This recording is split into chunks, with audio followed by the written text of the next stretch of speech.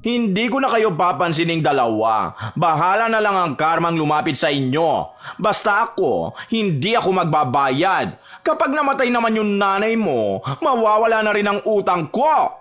Pinagbabantaan mo ba ang buhay ko? Ano? Ipapapatay mo ko?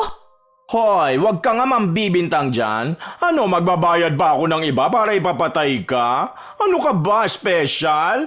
Hindi kita pagkakagasusan, no? Hayaan ko na lang ang langit na gumanti sa'yo. Tingnan na lang natin kung may pagmamalaki mo yung pera mo kapag nasa hukay ka na. Isa rin sa sitwasyon na mahirap makawala ay ang pagkalubog sa utang. Nagmimistula rin itong adiksyon para sa ibang tao dahil sa katwiran na ginagastos naman nila ang perang hindi nila pinaghirapan. Ganoon ang palaging iniisip ni Larcy hanggang sa tuluyan na siyang nalubog sa kanyang mga utang. Yun din ang naging dahilan niya para gawin ang isang bagay na sa tingin niya ay makakatulong sa kanya para makalaya. Ngunit ang masama niyang plano ay maaari ring maging mitya ng isang sumpa para sa kanya. Magagawa niya pa kayang makabayad sa kanyang mga kautangan o hihintayin na lang niyang singilin siya ng kamatayan? Ito naman si Ate Juliet, hindi pa patawarin ngayong araw na to.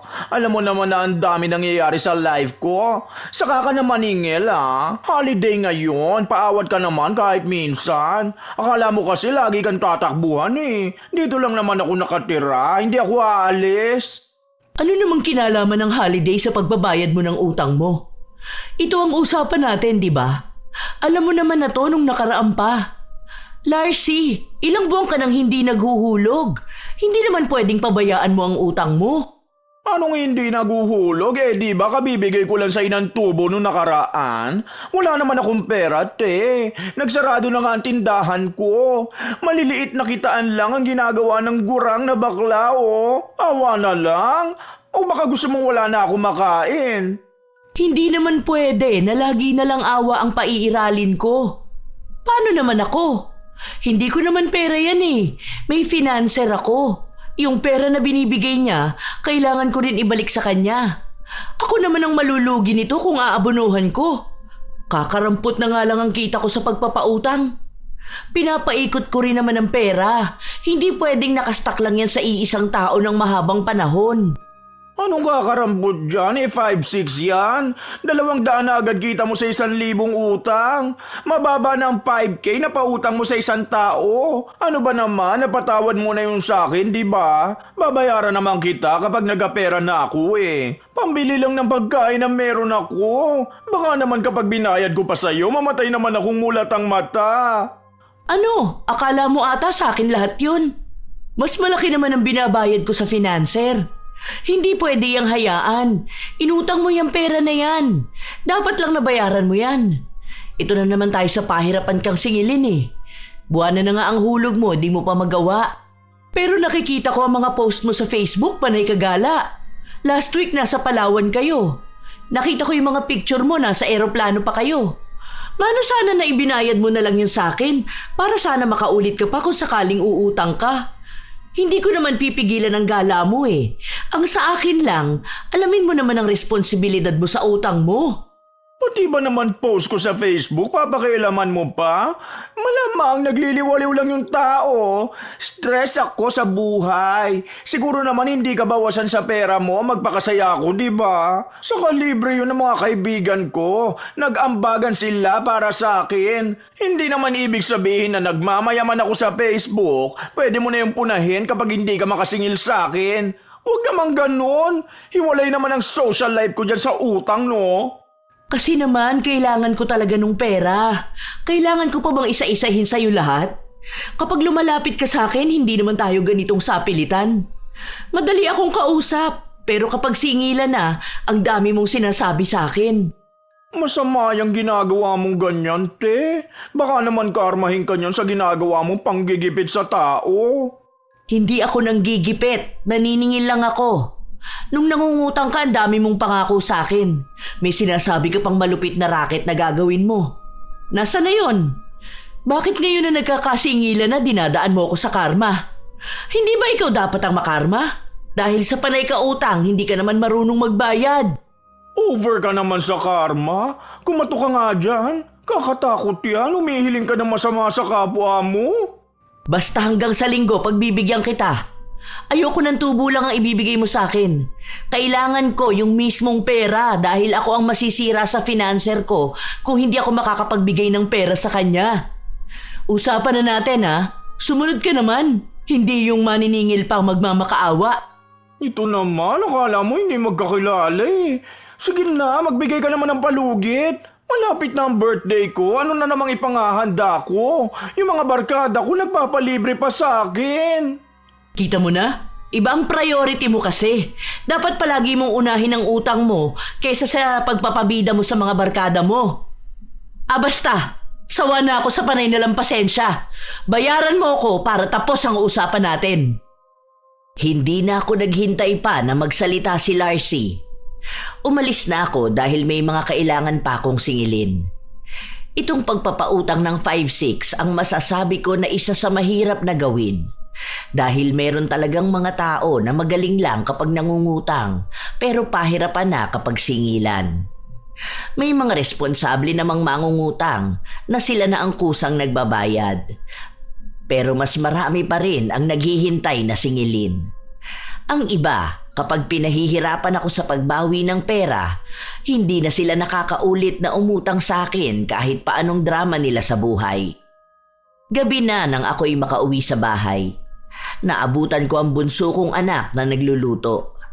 2 na lang kaming magkasama sa bahay dahil yung 2 ko pang anak meron ng mga asawa. Ang asawa ko naman, matagal nang sumakabilang bahay. May sarili ng pamilya. Nay, paluto na to. Pahinga ka na lang po muna dyan tapos tawagin na lang kita kapag kakain na. Si Ate Virgie po pala galing dito kanina, naghulog siya. Andyan po sa taas ng aparador nilagay ko. Inipit ko po dun sa may yung notebook na blue. Ay, mabuti pa yun si Virgie, hindi na kailangan pa singilin. Siya na talaga yung kusang nagbabayad ng utang. Ganun yung mga magandang pautangin eh. Tumutupad sa usapan, hindi gaya nung iba na idadaan ko pa sa paawa o kaya sila pa ang magagalit. Si Larcy po ba nasingil nyo na? Balita ko galing yun sa galaan ah. Tapos nagmamayaman na naman sa mga upload niyang pictures. Meron pa kahapon, nasa fine dining kumain. Meron pang nalalaman na feeling blessed. Yun na nga ang sabi ko sa kanya, pero wala namang nangyari. Ang daming sinasabi sa akin. Hindi ko pa nakukumpleto yung pera na ibibigay ko sa financer. Ang dami ko pang di nasisingil. Ang dami nilang paawa sa akin eh. Kahit naman anong gawin ko, alam ko na hindi ko sila mapipilit. Dapat po yata itigil nyo na yan. Bitawan nyo na yung mga pautang-utang na ganyan kasi kayo lang ang nahihirapan dyan eh. Nagkakaroon pa kayo ng kaaway. Yung iba naman kasi hindi makaintindi, hindi marurunong magbayad. Magaling lang kapag utangan. Paano naman yung mga tao na lumalapit sa akin at humihingi ng tulong? Minsan kasi nakakaawa rin sila, lalo na kung emergency, tapos wala man lang silang malapitang tao. Kilala na ako rito sa atin bilang nagpapa 5-6 talaga. Ilan na ba ang natulungan ko dahil din sa ganitong pautang? Malaki rin ang tulong nito sa atin. Pero masama rin po kasi ang tingin ng tao sa mga ganyan, Nay. Saka po pautang kasi yan na may tubo. Aminin na natin na malaki naman talaga ang tubo sa 5-6. Basta ako, hindi ako sang-ayon sa mga ganyang utangan. Sa una lang naman niya nakakatulong sa tao, pero sa huli mababaon lang din sa utang. Hindi naman ako yung mga nagpapautang na grabe din. May konsiderasyon din ako sa mga tao, no? Saka sila ang kusang lumalapit sa akin. Bago ko sila pautangin, alam na nila ang kwentahan ng tubo. Sadyang may mga tao lang talaga na hindi rin kayang mabuhay na walang utang. Kahit na walang katuturan ng gagawin, talagang magagawa pa ring umutang. Basta po kapag may trabaho na ako, dito ka na lang sa bahay. Ayoko ng ganyan na nagpapautang ka. Pwede naman pong ibang negosyo naman ang gawin nyo. Yung madali lang din naman na dito lang kayo sa bahay. Ibang negosyo, tapos yung mga tao uutang din. Alam mo naman dito sa atin, lahat ng tao mahilig sa utang. Ewan ko ba kung nananalaytay na ba sa dugo ng mga Pilipino ang hilig mangutang?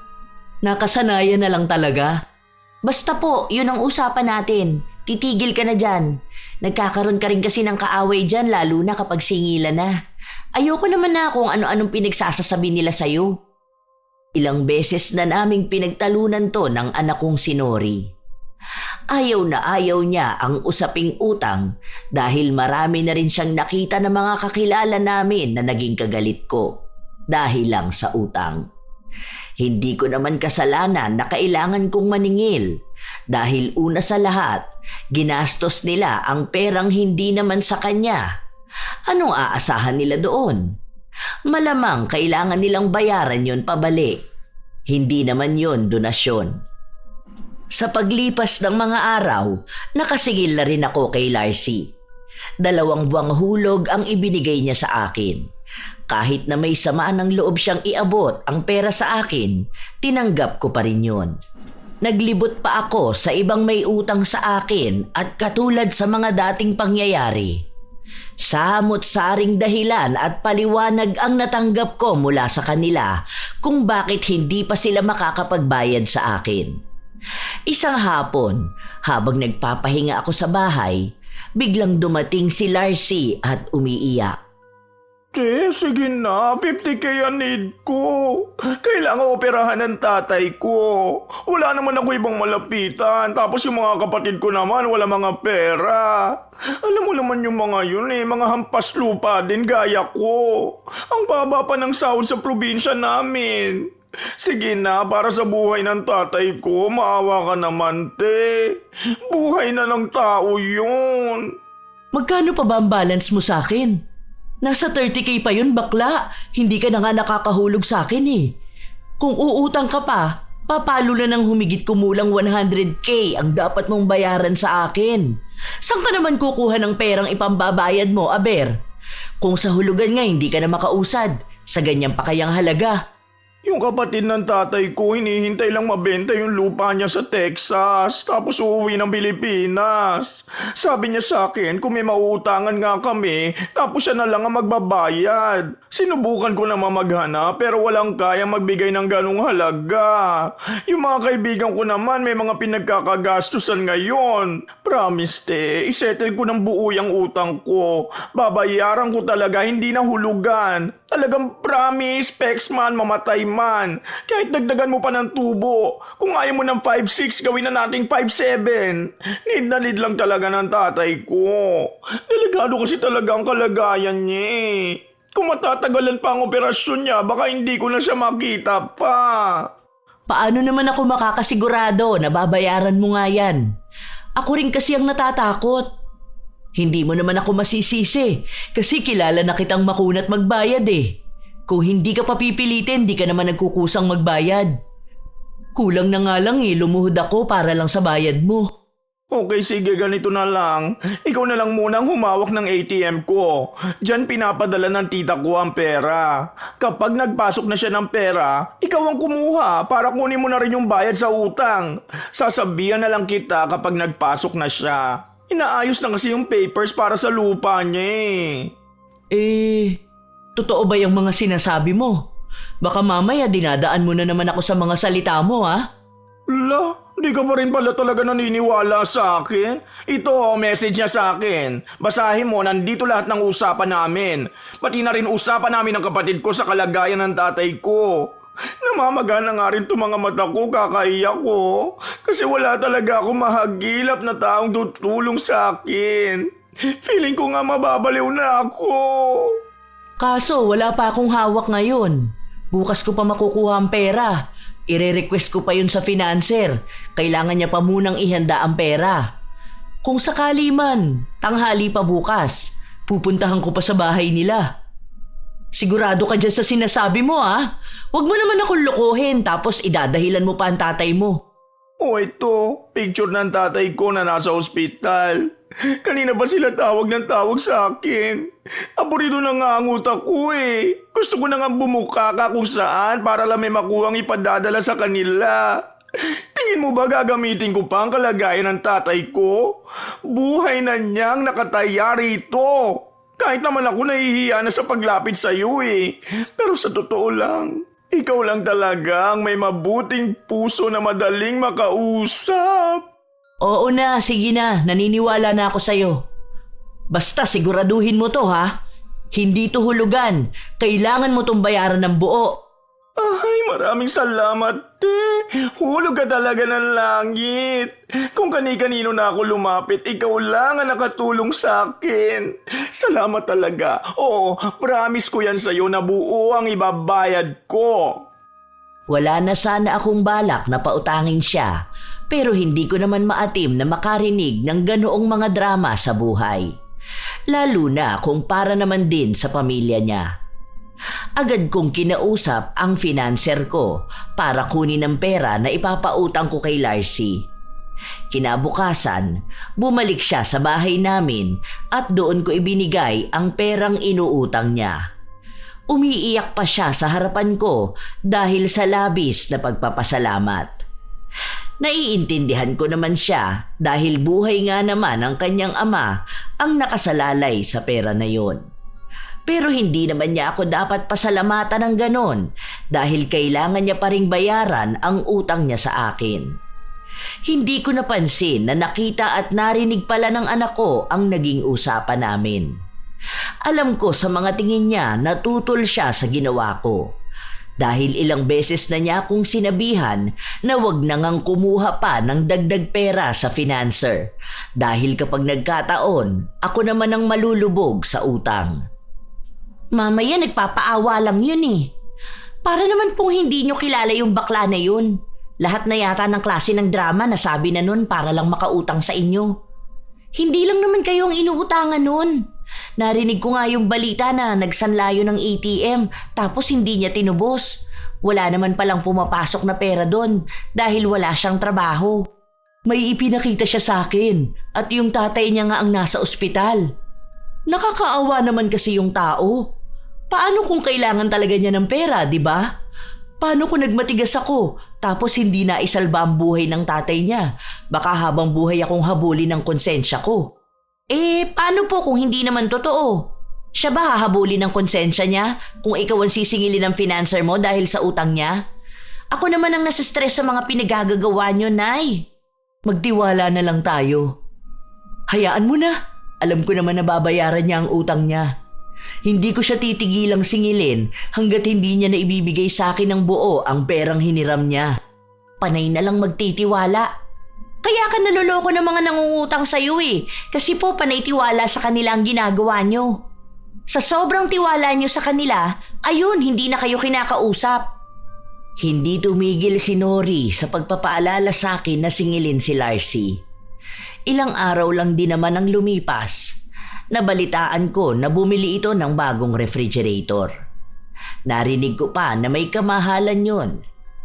Bigla ko na lang naalala na nangutang siya sa akin para sa pagpapa-opera ng tatay niya. Tapos nagawa niya pang bumili ng mamahaling gamit. Agad akong nagpunta sa bahay nila para makibalita. Totoo nga, dahil sa tapat pa talaga ng pinto niya nakalagay yung refrigerator para siguro mas madaling makita ng mga kapitbahay niya. Nakibalita pa ako dahil kilala ako sa lugar namin bilang maniningil ni Larcy. Nagtanong ako sa kanila kung may nasagap ba silang balita tungkol sa tatay ni Larcy. Alam ko kasi na magaling ang mga tsismosa sa lugar na ito, kaya kaya nilang makibalita kahit na hindi si Larcy ang tinatanong. Doon ko nalaman na matagal na raw patay ang tatay ni Larcy. Hindi ko naman sinabi sa kanila na may ipinakita itong litrato sa akin, pero sila ang nagkwento na dati raw may nanugod kay Larcy dahil sa utang nito at ang idinahilan niya ay ang inutang nitong pera para sa operasyon ng kanyang ama. Hindi ko napigilan ang sarili ko na sugurin siya. Dahil kung ano ang kwento nila, ganun-ganun din ang nangyari sa akin. Larcy! Lumabas ka nga diyang bakla ka! Lumabas ka dyan! Oh, ano na naman ba yon? Bakit mapupunta ka lang dito sa bahay ko? Magsisisigaw ka pa ng ganyan. Gagawa ka pa ng iskandalo. Nakakahiya naman sa mga kapitbahay. Sinungaling ka! Ang sabi mo nasa ospital ang tatay mo? Ano? Kailan mo balak bayaran ng buo ang utang mo? Ito ang ATM mo na mukhang peke rin. Ang kapal ng mukha mong umutang nang wala ka man lang pambayad! Maghintay ka na lang kung kailan ako magkakapera. Akala mo naman tatakbuhan ko eh. Yang utang ko, sakto lang naman yun sa mga kinikita mong patubo dyan sa 5-6 mo. Kung makarya ka naman dyan, akala mo aping-api ka? Ang dami mong pera dyan. Kapag hindi mo ako binayaran sa susunod na Lunes, sa barangay tayo magkikita. Ang kapal ng mukha ng baklang to. Kung makautang akala mo may ipinatago sa akin, iiyak-iyak ka pa dyan dahil ayaw mo pang mamatay ang tatay mo. Anong klaseng anak ka para bastusin mo ng ganyan ang sarili mong ama? Wala akong pakialam sa'yo. Kahit umabot pa tayo sa baranggayan. Utang lang naman yan eh. Hindi ako natatako sa mga pagbabanta mong yan. Sige, kung saan ka magiging masaya, then go! Basta hindi mo ako mapipilit na bayaran ka. Lalo na kung wala naman akong hawak na extra money. Nagmamatapang pa siya ngayon. Siya na nga ang may kasalanan, siya pa ang nagagalit sa akin. Maling-mali talaga na naawa ako sa kanya. Ang lakas ng loob na gumamit ng ibang tao. May paiyak-iyak pa siya sa akin. Ilang beses ko siyang kinausap at pinuntahan sa bahay niya pero nagmamatigas siyang bayaran ako. Panay siya sabi na maghintay ako. Ano namang hihintayin ko sa kanya kung alam kong wala naman siyang pagkukunan ng pera na ibabayad sa akin. Ang dami ko pang naririnig na may iba siyang utang sa mga kapitbahay namin at kahit sa tindahan. Lubog na siya sa utang. Dahil ayaw niya akong kausapin ng maayos, umabot na kami sa barangay. Pinatawag ko siya para doon namin pag-usapan at magkaroon ng kalinawan kung kailan nga ba niya ako balak na bayaran.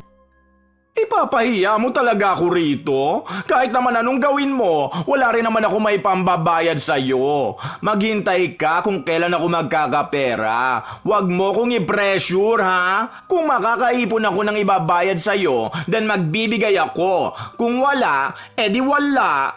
At talagang sa akin ka pa magagalit ngayon? Nagmagandang loob na nga lang ako sa'yo dahil sabi mo baka mamatay ang tatay mo. Yun pala, matagal na talagang patay.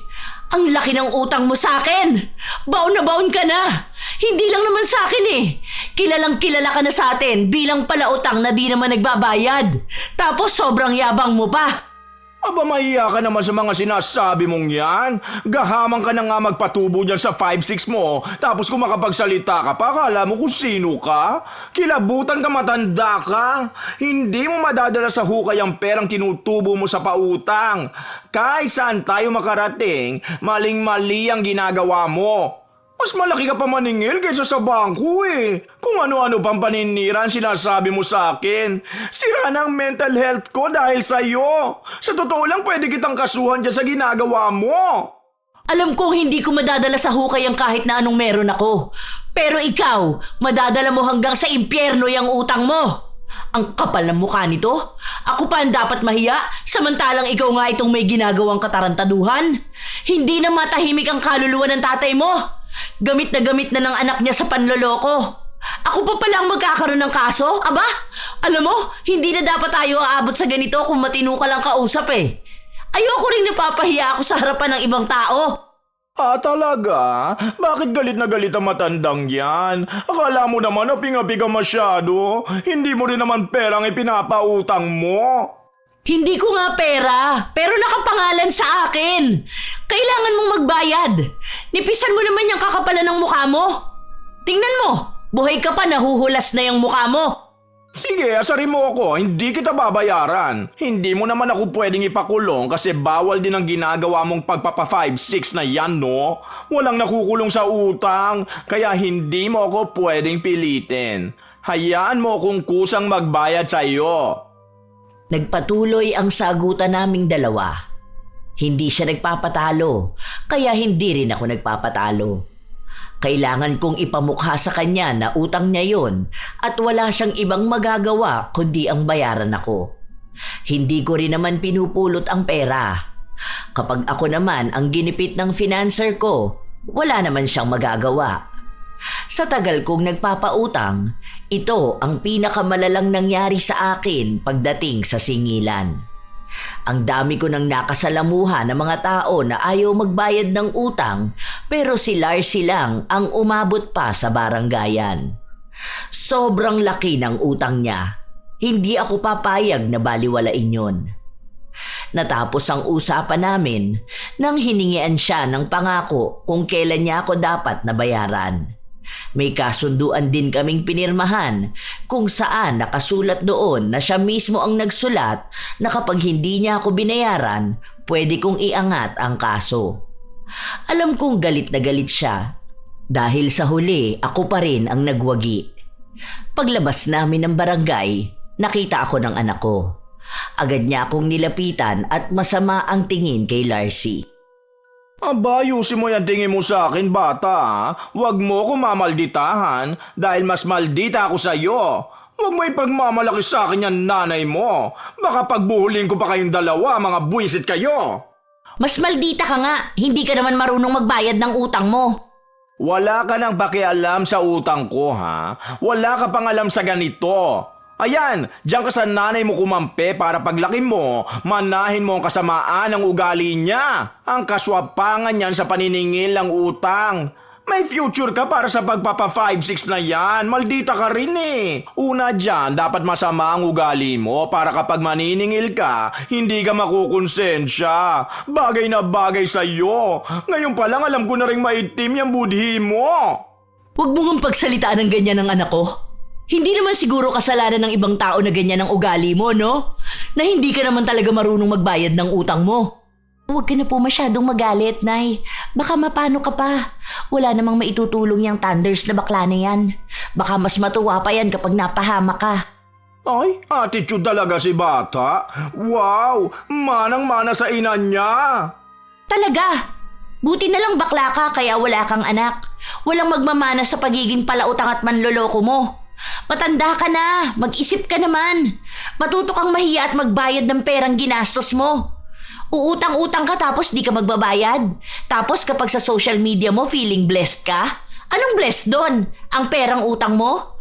Flex-flex ka pa ng mga bago mong gamit tapos iiyakan mo lang sa paawa ang mga pinagkakautangan mo. Hindi ko na kayo papansining dalawa. Bahala na lang ang karmang lumapit sa inyo. Basta ako, hindi ako magbabayad. Kapag namatay naman yung nanay mo, mawawala na rin ang utang ko.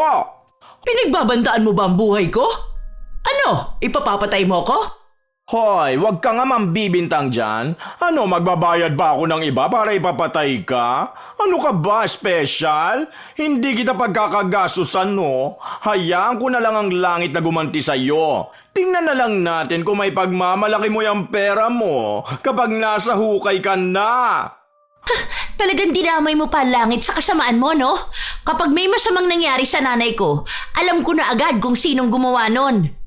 Ikaw at ang demonyong sinasamba mo! Ay, na-stress naman ako sa inyo. Bahala na nga kayo dyan. Magsama kayong mag-inang mga tsaka ang face at mga attitude. Che! Hindi man lang natutong magpakumbaba si Larcy. Siya pa talaga ang naging matapang. Dahil sa nangyaring baranggayan, naging laman kami ng mga bulong-bulungan sa paligid.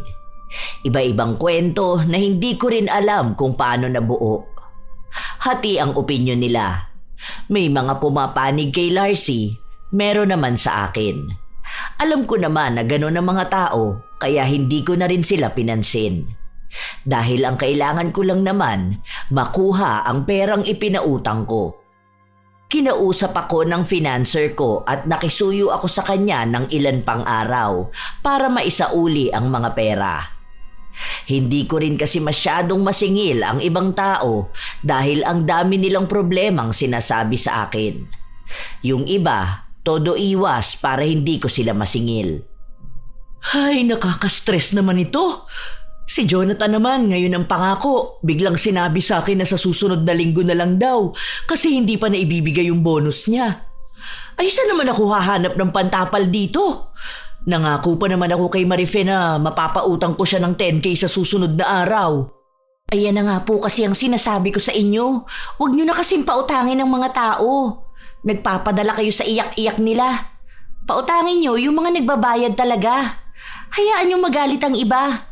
Hindi sila marunong magbayad. Anong aasahan nila? May magpapautang sa kanila? Doon sila sa bangko mangutang. Ewan ko na lang kung anong mangyari sa kanila kapag hindi sila masingil. Ewan ko ba? Dagdag pa sa stress ko yung si Larcy. Ayaw talagang magbayad sa akin, ang tigas. Kapag nagpupunta ako sa bahay nila, laging nakasarado ang pinto. Tapos siya pa ang hilig manigaw sa akin, kahit na kinakausap ko naman siya ng maayos. May kasabayan nga ako kanina naniningil sa kanya eh. 5'6" din pero hindi ko kilala. Baka sa ibang lugar niya yun nautangan. Narinig ko na naman ang pangalan ng pangit na yun. Ako, gigil na talaga ako sa pag-uugali ng bakla na yun eh. Ewan ko ba kung bakit naaawa kayo sa kanya noon? Huwag na nga lang natin pag-uusapan yan. Oo nga po pala, Nay. May awang yung bubong natin sa kusina. Tapos kanina malakas ang hangin, natutuklap yun. Baka kapag dating ng bagyo, bigla yung hanginin. Ay, oo nga pala. Yan yung dapat ipapaayos ko. Tawagin mo nga si Kuya Dan. Sabihin mo padaganan ako ng bubong. May paparating pa naman bagyo. Baka tangayin na nga yan. Sinunod ng anak ko ang utos ko sa kanya. Habang inaayos ang bubong sa kusina, kinukwenta ko kung magkano ang perang hawak ko. Sa linggo pa ako magbibigay ng pera sa financer ko, kaya kailangan kong makolekta ang iba pang utang para mabuo ang hulog ko sa kanya. 4,000 pa ang kulang at bukas may sisingilin akong 2. Kapag nagbayad sila, sapat na yon para sa magiging panghulog ko. Kinaumagahan, sobrang lakas ng ulan dulot ng bagyo. Hindi kaagad ako makalabas dahil ang taas na rin ang baha. Naghihintay lang akong tumila ang ulan para makapaningil na. Kain na po tayo, Nay. Bakit kanina ka pa po tingin ng tingin dyan sa bintana? May hinihintay ka po bang dumating? Tinitingnan ko lang kung humihina na ang ulan. Lalabas kasi ako maniningil muna ako saglit. Umuulan nga po, bakit kailangan nyo pang lumabas? Sino po bang sisingilin nyo? Mag-chat na lang ako sa kanila. Huwag ka na lumabas, ang lakas ng hangin. Mamaya mapano ka pa Baka may lipa rin pang yero dyan. Ang taas pa ng baha. Kailangan ko kasi yun masingil dahil magre-remit na ako ng hulog ko. Kapag na-late ako, baka magalit na sa akin ang financer ko, hindi na ako makaulit. Hay, ang tigas po ng ulo nyo. Huwag na kayong lumabas Ang taas ng baha. Baka mamaya may sugat ka pa sa paa, magkaroon ka pa ng lepto. Ako nakakausap sa mga sisingilin mo. Kasi kung magbabayad naman sila, iaabot nila yun. Hindi yung kahit bumabagyo na, kailangan pa nilang papuntahin sa bahay nila yung maniningil. Yan hirap sa ibang tao, walang pagkukusa. Kahit na gusto kong lumabas, hindi talaga ako pinayagan ng anak ko. Nanatili kami sa loob ng bahay habang malakas ang bagyo. Dahil malamig ang paligid, nagpasya na lang akong matulog sa kwarto ko. Hapon na ako nagising. Nakarinig lang ako ng kalampag ng yero dahil sa lakas nga ng hangin. Pagtayo ko, hindi ko maigalaw masyado ang mga kamay ko. Naninigas ang mga ugat ko. Siguro dahil na rin sa lamig ng panahon. Agad kong tinawag ang anak ko para kumuha ng maligamgam na tubig na pagbababaran ko ng mga kamay ko. Ano pong nararamdaman nyo? Medyo masakit kapag sinasarado ko. Kumikirot-kirot. Hindi niyo po ba yan nadaganan? O baka naman napila yan kanina? Hindi naman. Siguro dala na lang din to ng katandaan ko. Baka sumusumpong ang arthritis ko. Konting pahinga lang to. Ganito naman to minsan, di ba? Medyo nanibago lang ako kasi kakaiba yung sakit Hilutin ko na lang ang kamay nyo. Sandali, kukunin ko yung binili kong miracle oil. Ang sabi sa akin, maganda nga raw yun sa mga kasukasuan. Ito po ang sinasabi ko sa inyo. Tapos kanina gusto nyo pang lumabas. Alam nyo na nga na mahina ang katawan at kasukasuan nyo Hindi pa naman ako ganung katanda. Sumakit lang bigla itong mga daliri ko kaya hindi ko maisarado. Pero hayaan mo, magiging maayos din naman ako. Ang sakit! Parang may tumutusok-tusok. Aray ko! Naku po! Teka lang! Sandali! Kukuha ko ng gamot! Ano ba nangyayari sa inyo, Nay? Ngayon lang ako nakaramdam ng ganitong sakit. Noon naman, sumasakit ang mga daliri ko pero hindi ganito. May kakaiba akong nararamdaman na pati kalamnan ko naaapektuhan. Halos maiyak na ako sa sakit. Tinulungan ako ni Nori na uminom ng gamot dahil hindi nga ako makahawak ng kahit na anong gamit. Hinilot niya rin ang mga daliri ko. Pero hindi niya mahuli kung saan ba ang masakit kasi maging ako, hindi ko matukoy kung saan nga ba banda. Matapos niyang mahilot ang kamay ko, pinalot niya ito ng tela para kahit paano raw maiiwas sa lamig ng panahon. Inasikaso niya rin ako at maging pa ako nilagyan ng medyas. Dito ka na lang po muna, huwag ka na magpunta sa labas ha. Ako na magdadala ng pagkain dito. Mas malamig kasi doon, baka biglang sumakit na naman yung mga daliri nyo. Hindi pa naman natin alam kung ano ba talagang nangyayari. Salamat anak, ang bait talaga ng bunso ko. Hayaan mo, mamaya lang naman magiging maayos na ako. Basta po makinig na lang muna kayo. Kailangan nyo lang ng pahinga. Huwag nyo na rin munang isipin yung paniningil nyo ng utang, lalo na yung kakaisip nyo kay Larcy. Ang akala ko, saglit lang itong sakit ng mga daliri ko pero tumagal ito ng ilang araw.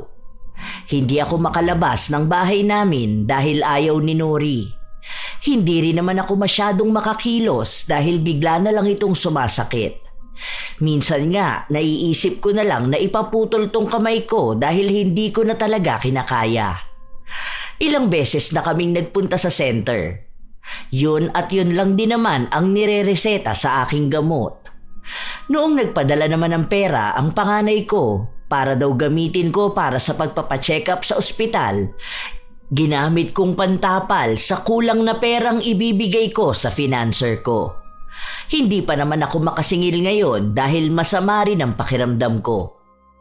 Anak, pasuyo nga ako. Pumunta ka kina Judith at dun sa bahay na pink. Dapat nung nakaraan pa yun maghuhulog sa akin, hindi naman nagbigay. Tanong mo kung magbabayad na sila. Paalala mo lang kamo. Kung meron naman na, kunin mo na ang pera. Pagkabukas ni Nori ng pinto, nakita naming naroon si Larcy at parang kararating niya lang din. Gusto yatang makibalita sa nangyayari sa akin. Medyo nagulat pa nga siya nang makita namin siya. Oh, anong ginagawa mo rito? Huwag mo sabihing mangungutang ka na naman. Wala na, magbayad ka na muna. Huwag mo nang isagad yung kakapalan ng mukha mo. Huwag kang ang ganyan makipag-usap sa akin. Nakikichika lang ako. So, true pa lang hanas ng neighbors. Mukhang nakakarma na yan nanay mo, no? Buti nga sa kanya. Kaya siguro hindi na niyan maigalaw ang mga daliri niya. Kasi nasobrahan siya kakahawak ng sobrang tubo sa pautang niya. Ganyan talaga nangyayari sa mga swapang at mapanlamang na tao. Deserve magkasakit. Anong deserve ka dyan? Kapag ikaw ang sinampal ko ngayon, yon ang deserve. Nak, ano ba yung bibig mo? Kung ano-ano na naman yung mga pinagsasasabi mo, ha? Makakapanakit ka pa ng tao.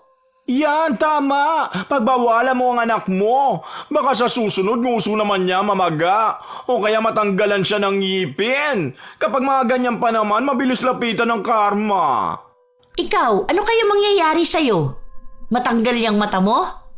Ay, dapat buong ulo mo na lang. Wala naman niyang kwenta eh. Andyan nga ang utak mo, hindi naman gumagana.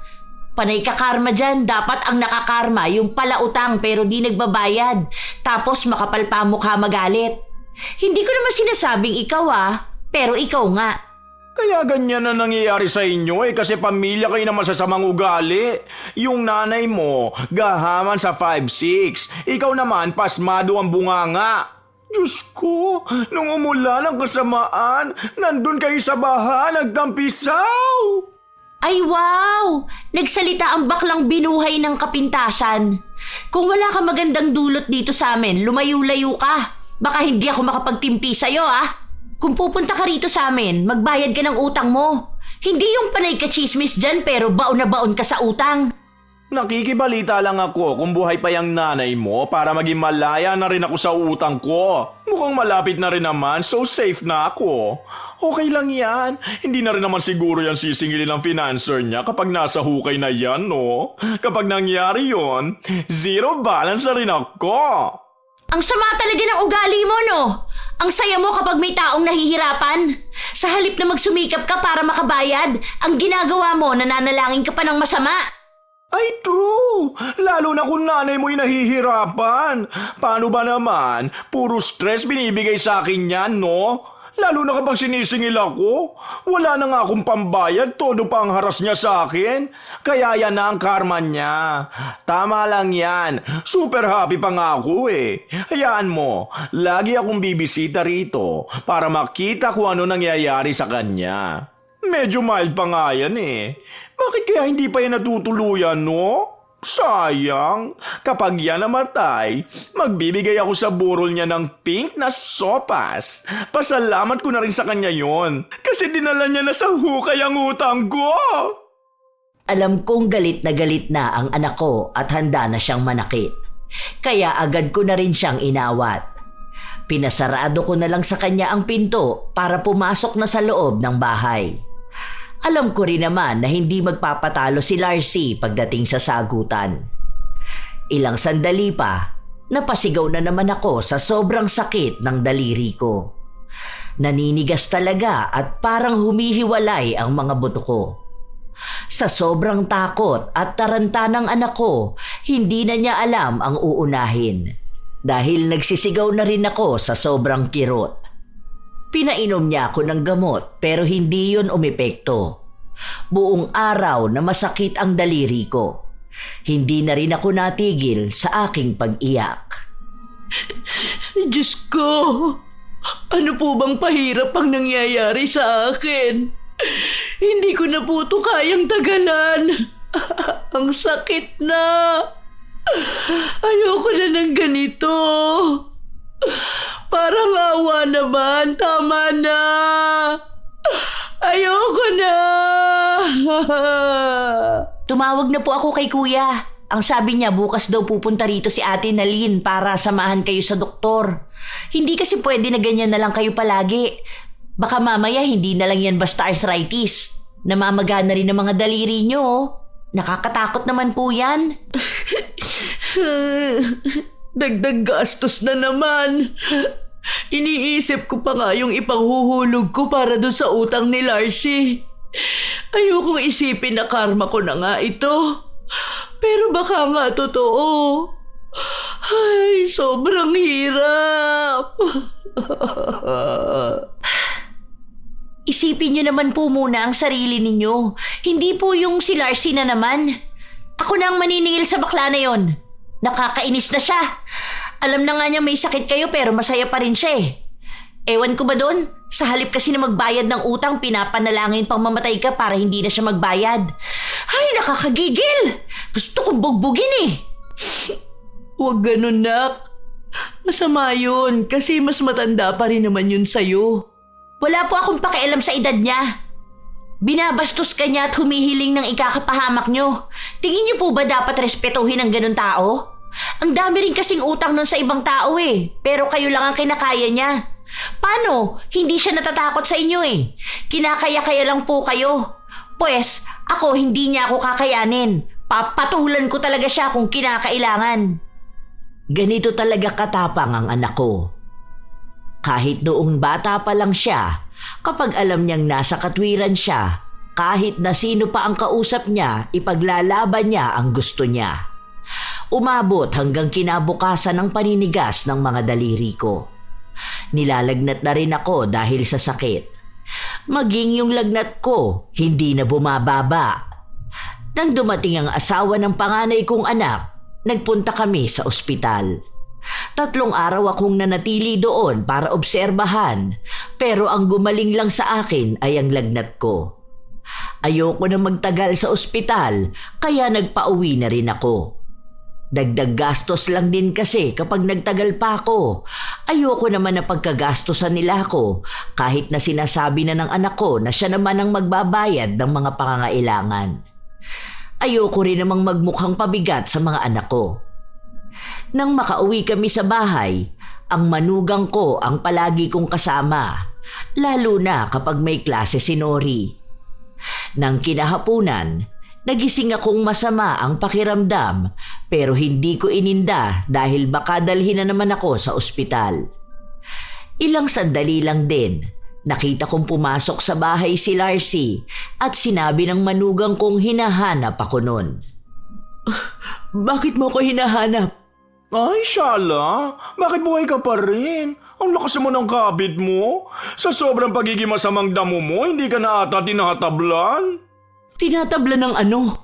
Ay naku, bakit ang lakas mo pa rin? Ano bang meron ka at hindi ka dyan mamatay-matay? Dapat matagal na sa iyong impekto eh. Hirap na ako maghintay. Pabalik-balik na ako rito pero wala man lang magandang balita. Bakit mo ba ako hinihintay na mamatay? Ano bang kasalanan ko sa'yo? Malaki ba ang magiging ginhawa sa buhay mo kapag nawala ako sa mundong to? Ay aba, oo, malamang mawawala na rin ang utang ko kapag nawala ka, no? Ang dami mo nang istorbo sa akin eh. Masyado kang papansin, kaya dapat mawala ka na sa mundong ito. Ewan ko ba kung bakit ayaw ka pang sunduin ni kamatayan? Hindi naman dapat ganyan eh. Dapat una pa lang, wala ka na rito sa mundo.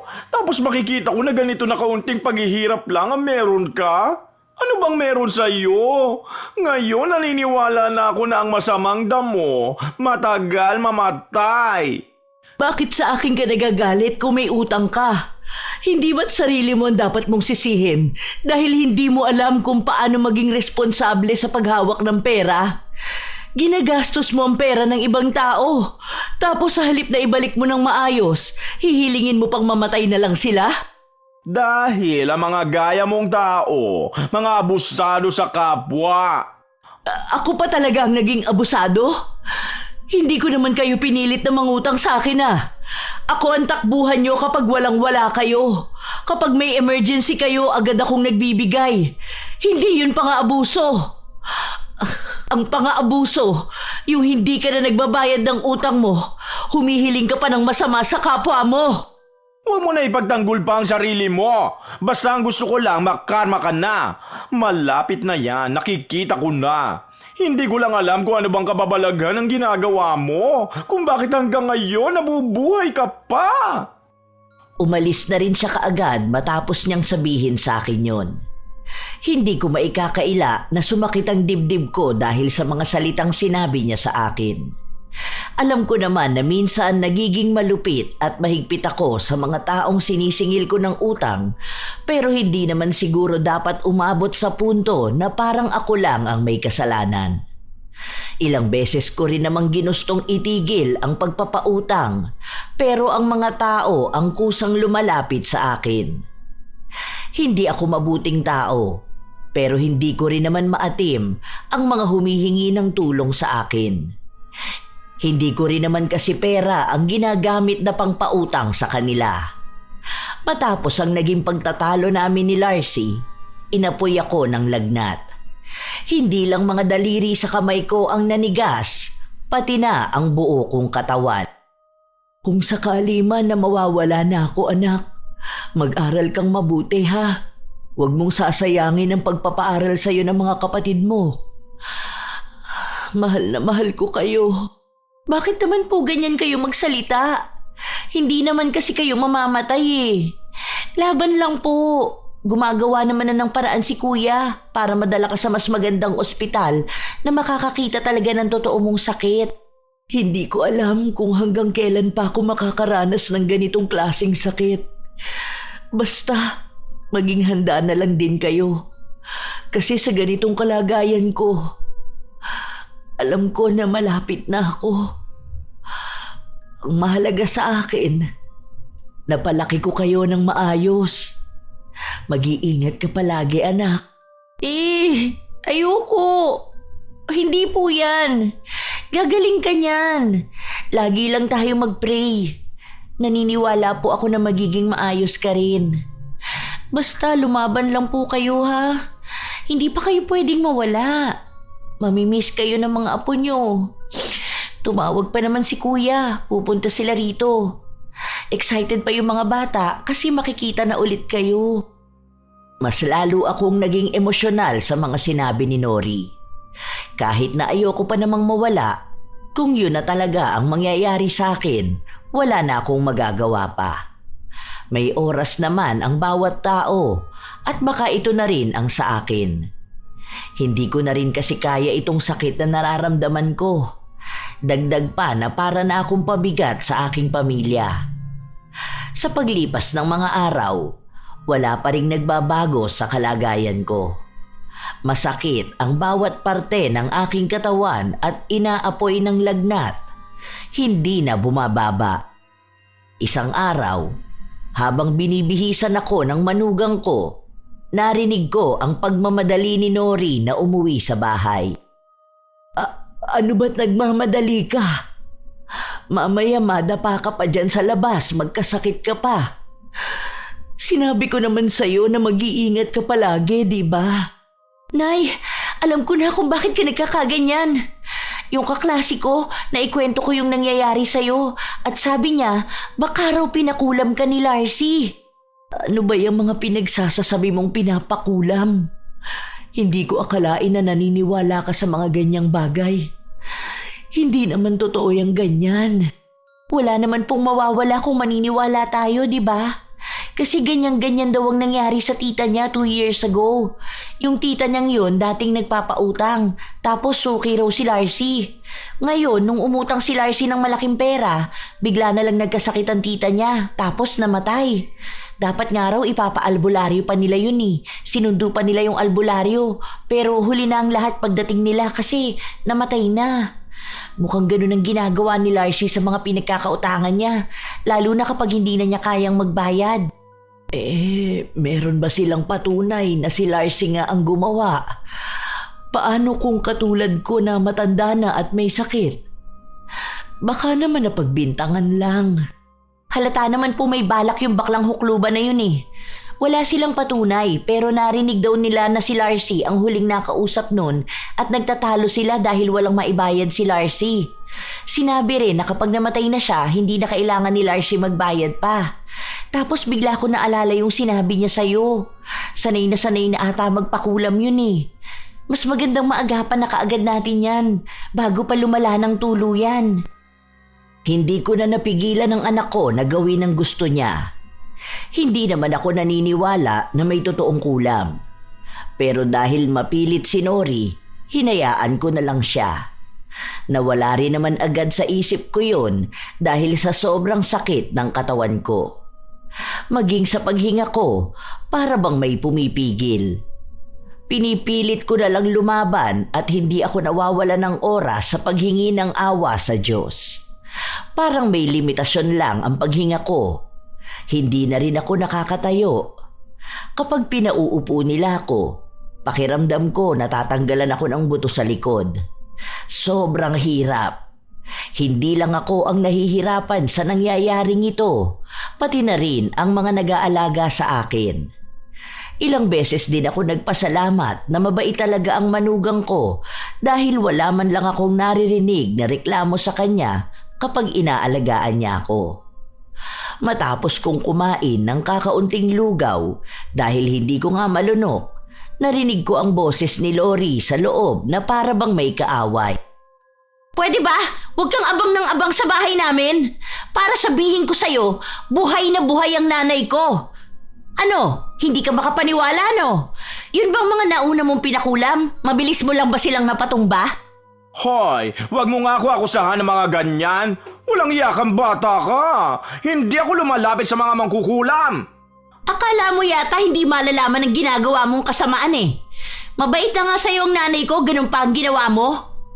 Ito ang sinasabi ko sa'yo, bakla ka ha. Darating na rin ang karma mo. Ang dami mong sinirang buhay dahil lang dyan sa pagka-addict mo sa pangungutang. Cancer ka ng lipunang to.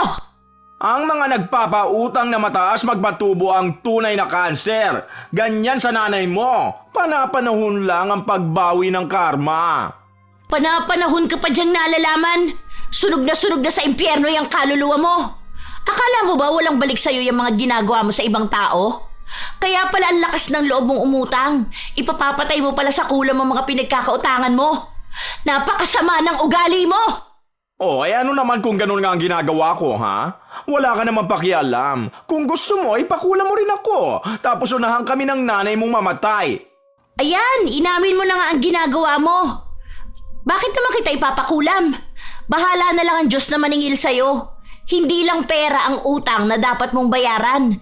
Ang dami mong kasalanan. Hayaan mo, darating din ang araw na lahat ng taong ginawan mo ng masama, babalikan ka. Usigin ka naman ng konsensya mo. Inutusan ko ang manugang ko na awatin niya ang dalawa at papasukin na sa loob si Nori. Alam ko na marami ng mga tao ang nakakarinig ng awayan nilang yon. Ang mga kapitbahay pa naman namin, abang na abang sa kaguluhan ng buhay ng iba.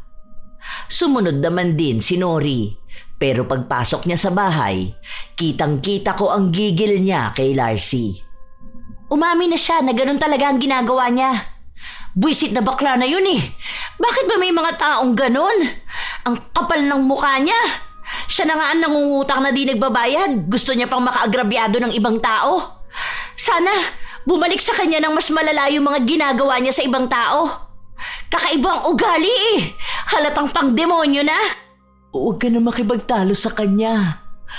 Kahit naman anong sabihin mo sa tao na yun, wala na siyang ibang papakinggan. Baka madamay ka pa. Ayoko naman na ikaw ang gagantihan niya. Hindi rin po ako papayag. Huling beses na niyang gagawin yan dahil siya naman ang susunod na maghihirap. Gusto niyang gamitin ang pera ng iba tapos kapag nakabaon na siya sa utang, iisa lang ang lalapitan niya. Galawang demonyo talaga eh. Nakakagigil. Basta, huwag mong gagawin ang ginagawa niya. Huwag mong gantihan ng kasamaan ang taong gumagawa ng masama. Hindi ko po siya ipapakulam. Pero kapag gumaling kayo, sisiguraduhin ko magbabayad talaga siya sa mga ginawa niya. Ang lakas ng loob niyang sabihin na ikaw ang kinakarma, samantalang siya ang masamang tao. Hindi natigil si Nori sa pagsasalita at sa galit na nararamdaman niya. Kinabukasan, Biyernes. Nagising na lang ako nang may isang lalaki na pumasok sa loob ng kwarto ko. Akala ko kung sino yon, pero kasunod naman niya ang anak ko. Nay, siya po yung albularyo na titingin sa inyo. Dapat nung nakaraan pa to kaso lang tuwing Biyernes lang siya nanggagamot at dumadayo. Hindi na ako kumontra o nag-alinlangan sa albularyo. Hinayaan ko na lang siya dahil yun din naman ang sabi sa akin ni Nori. Sa totoo lang, kinikilabutan ako sa nakikita ko. Ito ang unang beses na makakakita ako ng albularyo na nanggagamot sa harapan ko mismo. Kahit na tumira ako sa probinsya noong bata pa lang ako, hindi ako sanay na makakita ng may kinalaman sa itim na mahika. Ilang sandali pa, hinawakan niya ang kamay ko. Parang minamasahe niya lang noong una hanggang sa ibinaon niya ang kuko niya sa gitna ng palad ko. Sandali lang! Nasasaktan ako! Ow! Saglit lang po yan, Nay. Kapag nawala na yung sakit na nararamdaman mo, gagaling ka na po. Hindi ko maipaliwanag ang sakit na nararamdaman ko. Pinipisil niya lang naman ang kamay ko, pero buong katawan ko ang nanginginig sa sakit. Napapaluha na rin ako at kahit napigilan kong wag sumigaw, hindi ko magawa.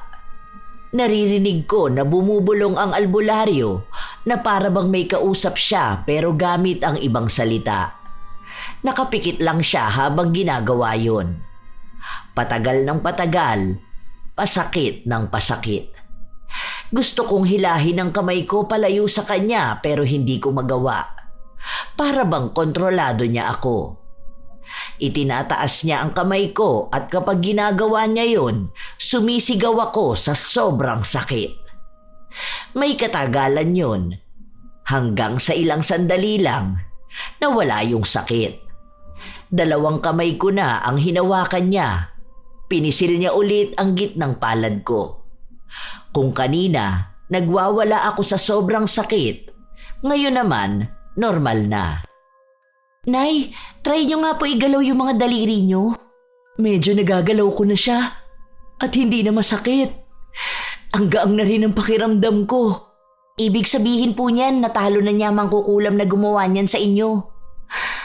Maraming salamat po. Ang laki po ng tulong niyo sa nanay ko. Walang sawa rin ako nagpasalamat sa lalaki. Bago siya umalis, nagpausok muna siya ng insenso sa buong bahay namin. Nagsabi rin siya sa akin ng mga proteksyon na dapat kong gawin dito sa bahay at sa akin dahil baka raw balikan ako kung makaka-recover pa ang mangkukulam. Pero malabo naman na raw yun dahil naikulong na niya ang kaluluwa nun. Pagkaalis ng albularyo, sinubukan ko na ulit maglakad-lakad dahil ang tagal ko ring nakaratay sa higaan ko. Natutuwa ako dahil hindi ko akalain naggagaling pa pala ako. Kumusta naman na po ang nararamdaman nyo? Wala naman nagbabago? I mean, yung bumabalik yung sakit nyo? Nilalagnat pa po ba kayo? Maayos na ako, anak. Salamat sa ginawa mo, ah. Mabuti na lang nalaman mo ang mga ganyan. Kung ako lang kasi ang tatanungin mo, hindi ko alam yung kulam-kulam na yan. May naririnig ako niya noon sa mga kwento ng mga lola ko nung kabataan ko, pero hindi naman ako nakaranas niyan. Ngayon na lang. Buti na lang po naagapan pa. Kasi ang sabi ng albularyo, karamihan daw sa mga ganyang klase ng kulam, diretso na raw kamatayan. Siguro po dahil malakas din ang pananampalataya natin kaya hindi ka pinabayaan. Salamat sa Diyos. Kay buti niya. Basta po, kailangan nyo na lang maglakad-lakad kada umaga. Magkikilos para naman po gumaling na kayo ng tuluyan. Nakaalalay lang sa akin ang anak ko. Tuwing umaga kami naglalakad dahil mas maganda ang sikat ng araw at mas nagiging aktibo ang katawan ko. Habang naglalakad kami, nakasalubong namin si Larcy. Baka sa mukha niya ang inis nang makitang nagiging maayos na ulit ako. Antibay mo talaga, no? Akalain mo yun, nakaligtas ka pa? Ibang klase ka rin talaga. Oh, baka maningil ka na kaagad ng mga kautangan, ha? Paawat ka naman. Darating din tayo dyan, Larcy. Lalo na malapit nang dumating ang takdang araw dun sa kasulatan natin. Ibig sabihin, pwede na kitang ipakulong dahil sa utang mo. Yun pa talaga ang iniisip mo? Hindi ka nalang magbagong buhay dahil may pangalawang pagkakataon pang ibinigay sa'yo. Dapat natuluyan ka ng mamatay eh. Wala na sanang problema ang mga tao sa paligid mo. Ikaw lang naman ang problema eh. Hindi lang sa nanay ko kundi dyan sa mga bago mong pinagkakautangan. Ewan ko na lang ba bakit sa dami ng tao, ikaw ang di makarma-karma. Ikaw nga dapat ang nahihirapan eh. Nak, ang sabi ko sa'yo, huwag kang hihiling ng masama sa kapwa mo. Hayaan mo ang langit ang magpasya kung sino ang papatawan ng kaparusahan. Hindi ikaw ang dapat na magsasabi. Sus, ginagamit mo pa ang langit? Hipokritang to. Alam ko namang hinihiling mo rin na magdusa ako, no? Pero sorry ka, dahil hindi yun mangyayari. Hayaan mo, sa susunod matutuluyan ka na talaga. Ewan ko kung makatawag ba kayo ng albularyo. Aba, nambabanta na naman to. Ayusin mo ang buhay mo, hindi yung asa ka ng asa sa kulam. Sa totoo lang, nakakaramdam na ako ng takot. Dahil iniisip ko na paano kung hindi lang sa akin gawin ang bagay na yon. Paano kung ang susunod namang sasaktan ni Larcy ay ang anak ko na? Bilang ganti na hindi niya ako napapatay sa kulam. Nahihirapan akong makapag-isip at makatulog. Nakaupo lang ako sa kama ko habang nag-iisip. Hindi ko napansin na nasa tapat pala ng pinto ang aking anak. Bakit hindi ka pa po natutulog, Nay? Iniisip ko kasi na baka kulamin tayo ni Larcy. Kung nagawa na niya yun ng isang beses, alam ko na pwede niya ulit gawin. Wala naman na siyang konsensya dahil ilan naman na ang napapatay niya. Madali lang gawin yun para sa kanya. Ayoko naman na mapahamak ka, lalo na galit din yun sa'yo. Huwag po kayong mag-alala, Nay. May proteksyon na po tayo dahil palagi po tayong nagdarasal. Alam ko po na hindi tayo pababayaan ng Diyos. Huwag na po kayo mag-overthink dahil hindi na po tayo mapapakialaman ni Larcy. Alam ko na darating din ang araw na pagbabayaran niya ang mga kasalanan niya. Kung hindi man po dito sa lupa, sa kabilang buhay, may paglilitis din pong magaganap. Pagsisisihan niya rin na tuluyan siyang nagpasakop sa itim na kapangyarihan. Hindi mo naman maaalis sa akin na mag-alala, lalo na sa kalagayan mo. Mag-iingat na lang din po ako palagi. Ilang linggo ang lumipas, naging maayos na ako. Nagsimula na ulit akong maningil ng mga nangutang sa akin. May iilan na lumalapit para manghiram, pero desidido na ako na tumigil na magpautang. Kahit na naaawa ako sa mga kwento nila kung bakit kailangan nila ng pera, tiniis ko na lang. Dahil ayaw ko na rin na maulit ang nangyari sa akin. Hindi ko nakakayanin kung may taong gagawa na naman ng masama sa akin dahil lang sa gusto kong kunin ang perang hiniram nila. Si Larcy, hindi pa rin talaga siya nagbabayad sa akin. Hinihintay ko na lang ulit ang aming paghaharap. Ayoko na siyang pilitin. Tinutulungan na rin naman ako ng anak ko para mabayaran ang utang sa financer ko. Kapag natapos na lahat yun, hindi na ulit ako kukuha sa kanya. Dalawa na lang ulit kami ng anak ko na nasa bahay dahil kaaalis lang ng manugang ko. Sumabay siya pa uwi sa asawa niya nang minsang dumalaw rito.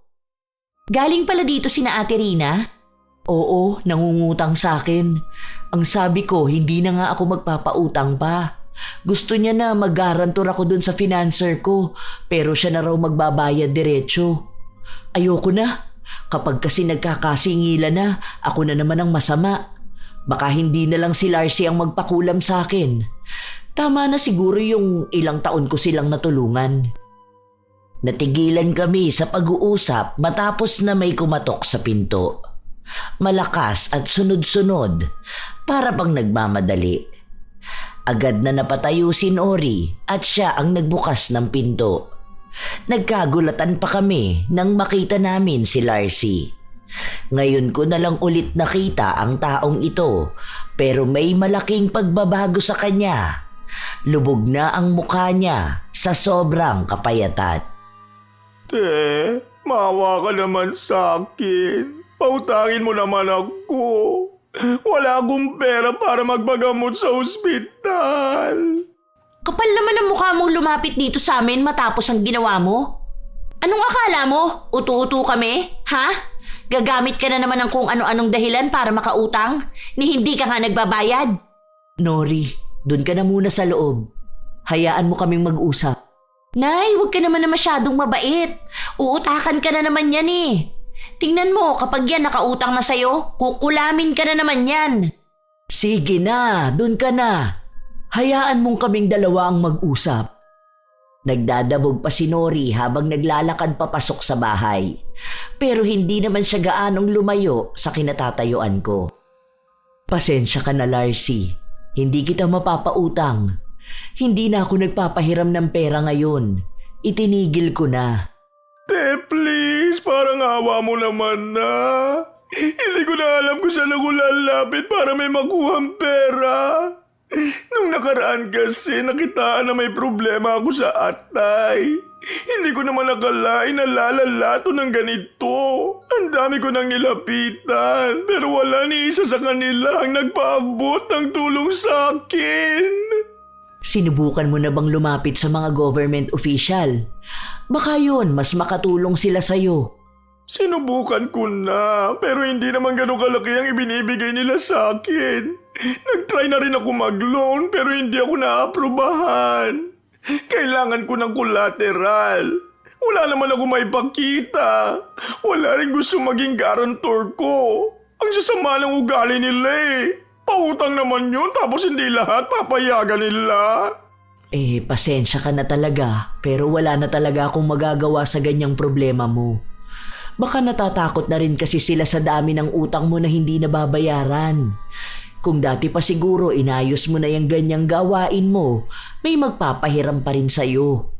Kaso, ikaw rin naman ang sumira sa sarili mong pangalan eh. Natatakot na ang mga tao na magtiwala sa'yo.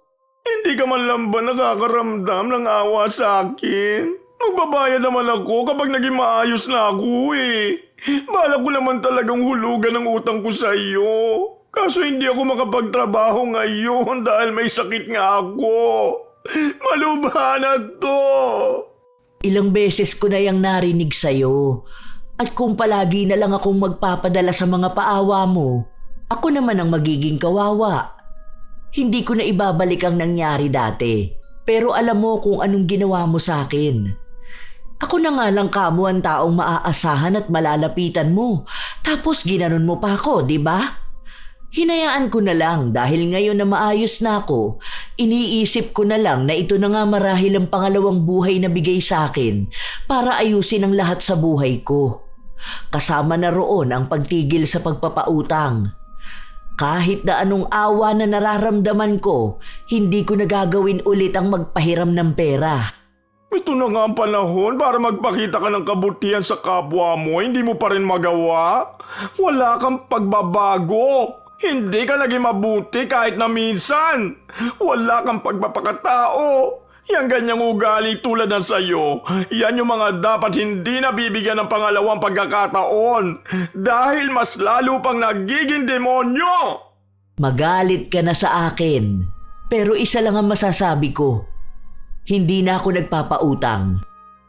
Sinaraduhan ko siya ng pinto. Nakakaawa naman talaga ang itsura niya at ang kwento niya. Pero buo na ang desisyon ko na hindi na ako maglalabas ng pera sa kahit na sino. Isipin na nilang lahat na masama ang ugali ko. Sinasalba ko na lang ang sarili ko mula sa mga posibleng mangyari. Wala akong planong alamin ang nangyayari kay Larcy, pero mismong anak ko na ang nagbabalita sa akin. Nay, yung baklang hukluban na malaki ang utang sa'yo, hinuli ng mga pulis kanina. Tapos yung mga gamit niya, kinuha nung pinagkakautangan niya. Dapat kinuha mo yung ref niya, tapos binenta mo. Yung inutang niya sa'yo, yun pa naman ang pinambili niya. Dapat ganun na lang ang nangyari, pinadakip mo na lang. Kaya pala may nagtatanong sa akin kung kukunin ko ba yung ref ni Larcy. Gusto niyang bilhin tapos ibibigay sa akin ng pera. Hindi ko naman alam na dinakip ng pulis. Bakit daw? Scamming at estafa raw ang kaso niya. Matagal na raw yun eh. Ngayon lang gumalaw yung kaso. Sobrang lala naman pala ng taong yun. Iba na yung pag-utang-utang at panloloko niya ng tao. Hindi na pang normal. Naging sakit na niya. Hay, buti na lang din. Mabibigyan na ng justice sa mga taong pinahirapan niya at niloko. Deserve niya yun. Naging maugong ang balita tungkol kay Larcy. Lahat ng mga ari-arian niya ay ibinenta at ipinamahagi sa mga pinagkakautangan niya. Hindi ko man buong nakuha ang bayad sa lahat ng utang niya sa akin. Kahit na paano ay nakatulong naman ang pera na yon para maibigay ko sa financer ko. Ilang taon din ang lumipas bago ko tuluyang naibalik ang lahat ng utang.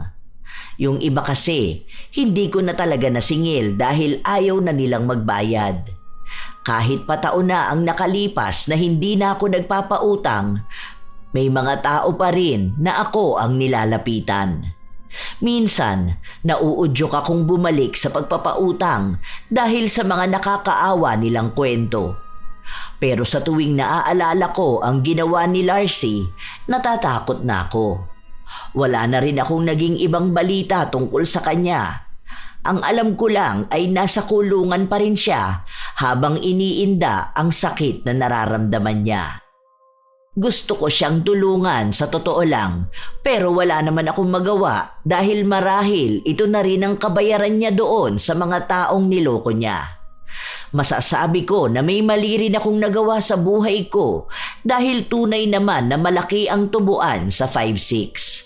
Pero sadyang may mga tao pa rin talaga na kahit alam na nilang ganon ang kalakaran sa utangan, kinukuha pa rin nila dahil wala na silang pagpipilian. Mahirap din naman kasing umutang sa bangko o ibang utangan dahil maraming proseso. Nasa pagitan palagi ng pangangailangan. Pero minsan, may mga tao talaga na katulad ni Larcy na hindi marunong magbayad. Sa katwiran na hindi naman nila pera ang ginagastos nila. Sa pagitan ng nagpapautang at umuutang, iisa ang dapat natandaan: ang pagiging responsable. Higit itong mahalaga sa mga nanghihiram ng pera dahil dapat na palaging tatandaan na ang perang inutang dapat ding ibalik. Alam ko na marami pa rin talagang kapit sa 5-6 hanggang sa panahon na ito. Pero sana, wag namang umabot na kailangan mo pang ipakulam ang inutangan para lang hindi ka na magbayad. Kung alam mo sa sarili mong masyado ka ng lubog sa utang, ugaliing gumawa ng paraan para makalaya. Hindi ang paraang ikapapahamak ng taong minsan ka rin namang tinulungan para sa problemang pinansyal. Dahil sa huli, ang anumang kasamaang ginagawa, babalik at babalik sa'yo. Huwag nang hintayin pang kapalaran na ang maningil sa pagkakautang na pilit mong tinatalikuran. Shout out sa ilan sa mga masusugid na tagapakinig ng mga istorya ni Lola Telang.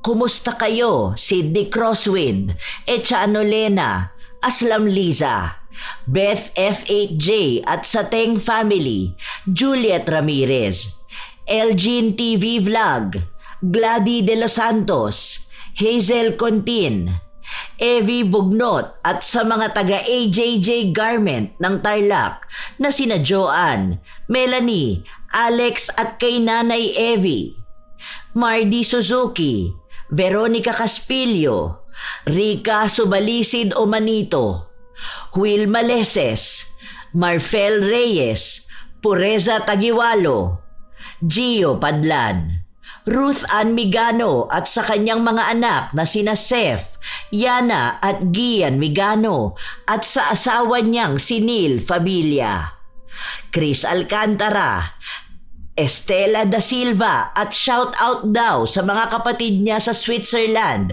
na si Ate Irene, Beth, Ate Baby, Ate Bebot at sa kanyang mga pamangkin sa Wawa Lemery, Batangas. Hi kina Josefina Fuelias, Maymay Paul, Violeta Largo, Marisa Villanueva, Mea Espiritu, Corazon Ingay, Edeline Sabalza, Nena Diones, Tutsi Galulan, Alma Naong, Martina Angdasan, Eliza Felias, Marlene Guevara, Maria Cristina, Lydia Lopez, Yani 89906, Bessie Tagapan, Abelita Jade, Lovely Rose Roa at sa kanyang napakagandang anak na si Princess Rain Roa D. Alawami, Tita Dagupan, Mau Mau, Jessica Rojas, Lynn Hasigawa, Cheryl Dalisay at James Cabaya Gilua ng San Pablo City, Laguna, Ana, Gracia Balitaan, Narlene Micabalo, Arlene Torquiza, Paldox, Larcy Molina, Roslyn Mangilin, Mary Ann Gabato at sa kanyang mama Mercedes Gabato, Roberto Crimen, Irene Yapana, Daisy Rotilles, Jenny Visuco, Josh D. Cute, Aileen De Guzman, Maricel Morillo, Jenny Suzuki, Kitaro Kinari, Angel Canceller, Jaja Barakiel, I Love Traveled, Maymay Hernandez, Rose Ann Rama, Roda Bieri, Nora Datumanong, Sherlyn Joseco, Lance MBB. Kumusta kayo, Christian Gonhoran, Candida de Balucos, Madel Mergal, Yang Yen Atienza at Kinalea Fe Lumanog at Fe Villafranca, Mary Jane Flores Rico, Alma Naong, Chami Cham, Sonia S., Annalyn Plopino, Robert Crimen, Danica Dulnuan, Sherlyn Joseco, Julian Soriaso, Marilyn Ramos, Ana Orada at sa kanyang mga anak na sina Althea Orada at Akisha Orada, Jocelyn Akuin Baluyot at kay Reynaldo Baluyot, Supladang Pasaway, Jeneline Mix Vlog, Rubelin Eneria at sa Eneria family, lalong-lalo na kay Runalyn Eneria. Get well soon. Jomer Suarez, Annaliza Puwaso, Richelle Ann 19, Echano Lena, Febe Ranyada, Apyong Nicor, Mel Santarita, Elizabeth Hardenil, Azlam Liza, Susana Llobrera, Jayco, Kishalyn Mata, Loida Sapa, Mary Jane Lalik at sa Lalik family, Catalea Soto, Charson Tamidles, Carpon family, Bagaforo Nene, Janisa Toledo at sa Toledo family, Annalyn Plopino, Reka Hukoy from Singapore, Florence Hervasio, Leonora Mandigma, Irene Yapana at sa Yapana family, Eliza Felias, Leonisa Cobo, Sheren Solero Masagka, Kim Seika, Tony Coronel at Rowena Perez ng San Rafael, Bulacan, Roxanne Gaudicos, AJ Chua ng Zambales, Raquel Hasegawa, Lance MBB, Carmela Landayan, Lydia Lopez, Mirna Alfaro, Azenar Noriv at sa Azenar Goodies. Maraming salamat sa pakikinig, Giovanni Divina Gracia at kina Roxanne, Gian, Charis, Gwyneth, Gia at Dorothy Divina Gracia ng Argao, Cebu, Cheryl Cariaga, Matt Sarol, Francisco Neng at sa kanyang asawang adik na rin sa pakikinig sa Lola Telang na si Jeremy Saranilio Francisco, Genevieve Kadapan, Lorna Messina, Maria Lee Nakagawa, Jeanette Takazawa, Anha Rose Ayeras, Lenny 23 Daita, Gami Ramos at sa lahat ng kanyang mga kapitbahay na kasama niyang nakikinig, Danica 7615, Josenita Celeridad at sa kanyang mga anak na sina Arcus at JC, sa asawa niyang si Jude at sa Estronilio Celeridad family. Ito ang inyong Lola Telang at maraming salamat sa pakikinig, mga apo.